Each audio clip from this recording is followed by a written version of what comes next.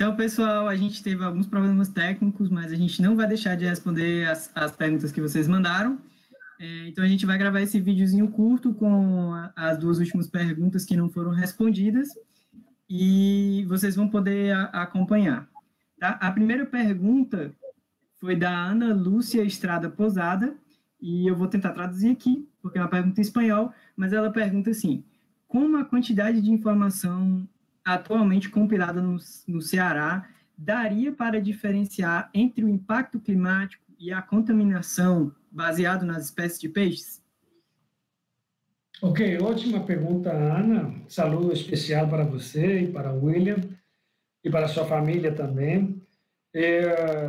Nós recentemente trabalhamos com uma espécie anual, que são conhecidos também como os peixes das nuvens, está certo? E o Leo, que é o moderador aqui da live, ele fez uma simulação que, se aumentasse a temperatura, o que aconteceria com essa espécie, está certo? Então, inicialmente, a gente viu que essa espécie tinha mais tendência a se expandir, ampliar sua distribuição, está certo? Como algo positivo para ela. Mas depois pensamos que deveríamos considerar também a parte de fragmentação de hábitats, está certo? Então, isso é digamos, um bom indicador no caso do aumento dessa espécie a partir de aumento da temperatura ou mudanças climáticas. Já com relação à poluição, isso é realmente o que a gente vê. Quais são as espécies que vão resistir? São espécies que são detritívoras, a maioria delas, são espécies que têm bastante plasticidade também para suportar condições extremas, certo? Tipo uma tilápia, um barrigudinho, certo? Que é o Poecilia, o Euchromis. E esses organismos, eles começam a dominar nesses ambientes, tá certo? Então, eu ministrei 2 exemplos neste caso, mas posso ministrar mais. O que acontece realmente é uma diminuição da biodiversidade e um domínio de espécies com adaptações para sobreviver nesses ecossistemas, tá certo? Ok? Obrigado, Ana, pela pergunta. Um abraço. Bom, e a outra pergunta que aí tinha ficado sem resposta foi uma pergunta do Wallace Alves, né? E ele pergunta o seguinte: características citadas nas perguntas anteriores, como barramentos e urbanização, diminuem a complexidade ambiental nos ambientes aquáticos ao longo de uma bacia hidrográfica? E ele continua: nos estuários, como funciona essa perda de complexidade? Como funciona essa complexidade? Essa perda de complexidade. Complexidade, tá certo. Causada pelos barramentos e a urbanização. Ok, tá certo. Então, a gente tem que pensar como a gente vê na teoria, um contínuo, certo? O rio contínuo.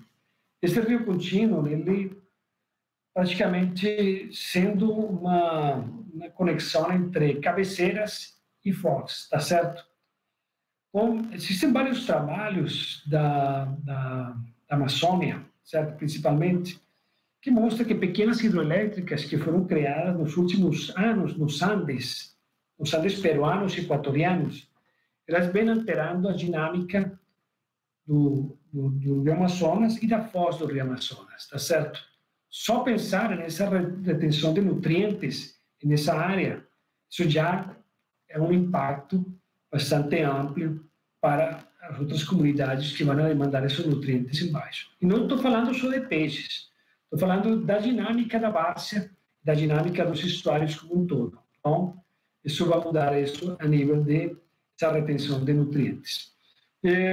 São trabalhos bem complexos, são trabalhos, digamos, que vêm sendo elaborados a partir de um conhecimento sendo acrescendo com o conhecimento essa parte, com o conhecimento acumulado, mas, afortunadamente, tem pessoas que já têm uma trajetória bastante ampla nas bacias de grande e pequeno porte de importância aqui na América Latina para poder chegar a essas conclusões e dar essas respostas, tá certo? Então, nós podemos partir para isso. no futuro, com uma resposta muito mais contínua com relação a um delineamento experimental mais robusto, como eu já tinha chamado a atenção. Por exemplo, em vez